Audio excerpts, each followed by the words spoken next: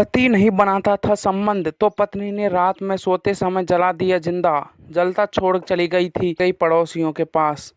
पति द्वारा संबंध नहीं बनाने व लगातार चरित्र पर शक करने से नाराज पति ने 25 दिन पूर्व सोते समय मिट्टी के तेल छिड़ककर अपने पति को जिंदा जला दिया। गंभीर हालत में उसे पड़ोसियों द्वारा अंबिकापुर के निजी अस्पताल में भर्ती कराया गया। यहाँ इलाज के दौरान दूसरे दिन ही उसकी मौत हो गई।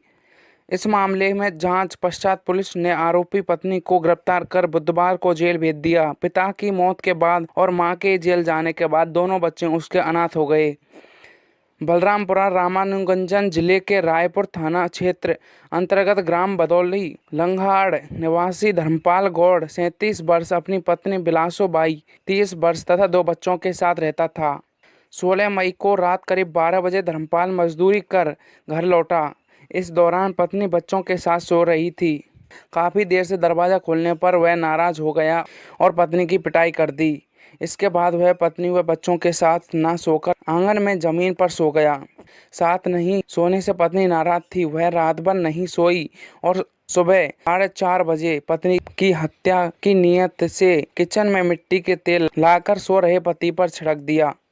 इसके बाद दोनों बच्चों को दूसरे कमरे में ले गई और घर में आकर माचिस से आग लगाकर बाहर निकल गई। पति को जिंदा जलता छोड़ वह दरवाजा बंद कर पड़ोसी के घर चली गई।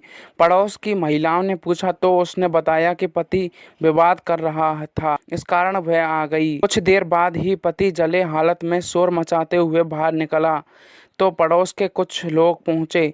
वह पानी पिलाने की मांग कर रहा था। पड़ोसियों ने उसे पानी पिलाया।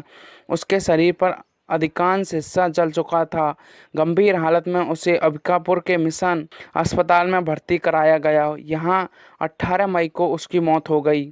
पुलिस ने पत्नी को भेजा जेल। धर्मपाल की मौत की सूचना मिलते ही पुलिस ने पड़ोसियों के बयान के आधार पर मामले की जांच की।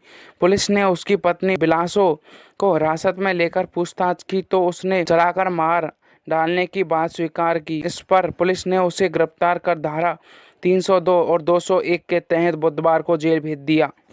पति नहीं बनाता था संबंध। पुलिस की पूछताछ में आरोपी पत्नी ने बताया कि पति और उसके बीच पति पत्नी जैसा रिश्ता काफी दिनों से नहीं रह रहा था। पति उससे संबंध नहीं बनाता था तथा उसके चरित्र पर भी शक करता था। हर दिन इसी बात को लेकर दोनों के बीच हो रहे विवाद से तंग आकर उसने ये कदम